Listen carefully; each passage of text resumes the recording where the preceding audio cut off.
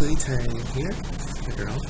So I wanted to show you what my mother just got from my Zazzle store, www.zazzle.com/CocoEternity, which is one of their lovely small trays. I think it's a good size for a small, with my lovely design on it. This is actually one of my favorite designs. We're probably going to use the heck out of it between now and spring because it has the fall autumn color scheme. It'll particularly look great with our amber colored orangey leaf tablecloth. So I am looking forward to showing this lovely little tray off. I have a tray problem, and when I get my own place, I might take this with me. I don't know yet. So, I just wanted to show that off. But, I wanted to take this video, and tell a bit about why I make art. If you follow my page at this point, you've probably heard my story. You probably read it on my GoFundMe, which the link will be in the description. You should invest in Chocolate Eternity Designs and my dream, and send the monies to me because I intend to use that to build my brand and my company. But this video isn't just to promote that. I've spent a lot of time in my life doing creative endeavors. I've always been creative. I remember having a project, oh sorry, that was my phone. I remember having a project in 4th grade, I think, where we had to make our own books. And I remember going out with my mom to Joann Fabrics, buying the drawer liners, like the paper you put in a drawer for a book cover, and then having to illustrate and write our own little books that were put on display. Mine's probably in storage. I hope it's in storage. It wasn't that good. I don't remember the drawings, but I basically wrote an all-black version of Sailor Moon in 7 pages. So I've always been creative and artistic, even when I wasn't great at art. One day I'm gonna do a video showing some of my old art books, which aren't that great, but they helped me get to where I am now. I make art because it makes me feel productive. That's a feeling I really like. It makes me feel like I'm using my creative energies in a different way, which allows me to be able to pick up a pen later, or even just go into my room later and do something creative, whether it's rearranging my desk in a new way that the interior designer in me likes, or just being able to finish a short story I've started in a way I find satisfactory that my mind wouldn't be in the headspace to do before I took time to do a doodle or drawing. When you're creative in an artistic sense, in a sense where you are putting a pen to paper or paint to paper or decoupaging and gluing, when you do that, you are using a part of your brain that is very powerful and that requires exercise. Even if you're a naturally artistic and creative person, it requires exercise. And this part of your brain is, at least to me, a fabulous thing. It makes me feel as though I am a bit more alive, as cliche as that sounds. And the thing about abstract art that I like is, I won't lie, I can get around doing, what this here looks like, wow, look at it, sorry. I can get around doing certain harder things, even though I will always tell you that you need to work and practice on the things you struggle with, because at 23, I now realize the value of that. I do like sometimes just getting down and being creative and not scrutinizing myself and not having to do the process of stepping back and saying, it's okay, constantly. Which I have to do when I do my representational drawings. I enjoy doing them. I enjoy drawing my characters. I really do. However, there's a certain stress that I get from them. That sometimes happens in my abstract art too. But it's a lot easier to take my abstract art and simply create. And an example of that, which I will probably scan or upload at one point, is this.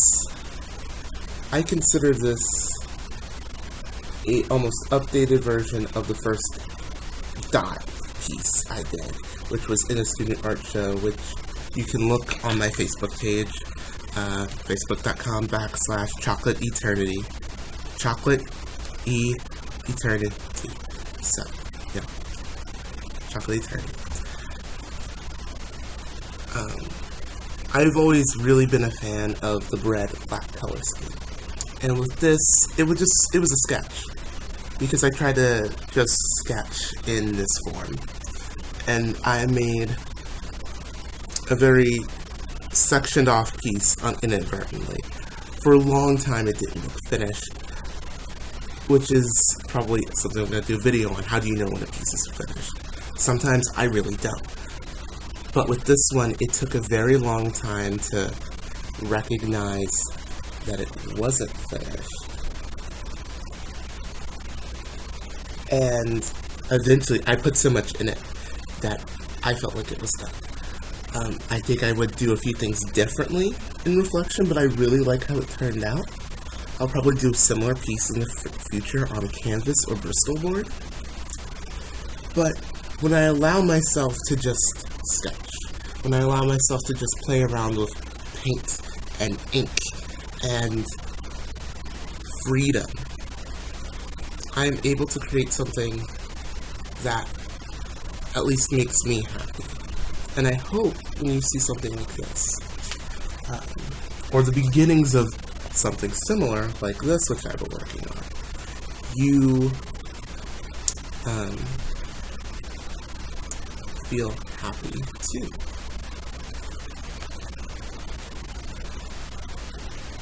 Art, however, isn't always just about happiness for me. It never has been. From the first time I wrote poetry in 4th or 5th grade to now, artistic expression is about the expression. It's about the feeling. And it may not make sense to some people, but even in producing a poem that is depressing, even in producing a piece of artwork that's very dark, very,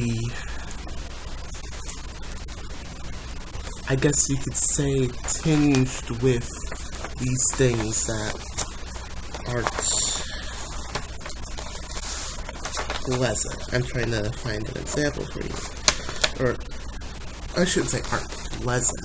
The art itself is pleasant. But are tinged with these melancholy scenes. This was just an experiment with ink and black acrylic. This foggy, overcast day where not even this golden moon penetrates what this ship is sailing through. The water is black. The feeling is very dark, very rainy. It's not a perfect piece. It's not a great piece. But it's evocative of the feeling that I had while making it. And it's not necessarily that I was depressed or anything. It was just a feeling, an aesthetic that was with me at that point that I wanted to. And even if I was depressed, and like I said, this may not make sense to other people, creating these things that are sad or depressing or sorrowful or melancholy allow me some happiness, because I've taken something and I've released a bit of that tension, of that feeling out into the world, because I've created something that I can be proud of usually, and that, I think, is the essence of why we make art. I think humans, actually, often feel the need to put something out into the world that's sad. I think sometimes it intersects with other feelings, like not wanting to be forgotten, like feeling as though you have to do something. I know some people who feel like they constantly, need to move forward in their life in a particular way before a certain age.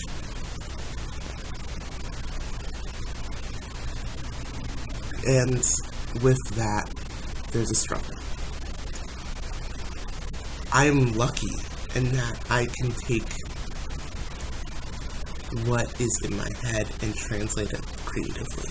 With my art, with my writing, with my acting. I used to dance when I was a kid. I've done it all. I keep saying I'm going to reteach myself how to learn piano, and I never do. But I have many avenues of self-expression. And the reason I created art is to express myself. And expressing myself in these different ways, in these different mediums, really gives me satisfaction and happiness and a feeling of wholeness that I think should be appreciated for the sake of what it is. You do not have to be the best artist to produce something of value. You do not have to be a representational artist to create a piece that is art. Heads up, another video. I'm probably going to make it right after this one. You do not have to be the best at everything. If art, if creativity gives you the same feeling I feel, where you feel whole, complete, productive, happy, even if you're making art from a sad place, then that's your reason to do it. That's my reason to do it. I'm pretty happy these days. I'm a lot happier than when I was a teenager in high school for a number of reasons. And I still find the act of making art cathartic. And the message I want to pass on to you in this video is make art for you. Why do I make art? Because I can. Thank you for watching this video. This is kind of a long one because I was rambling without a script. I wanted to try this out.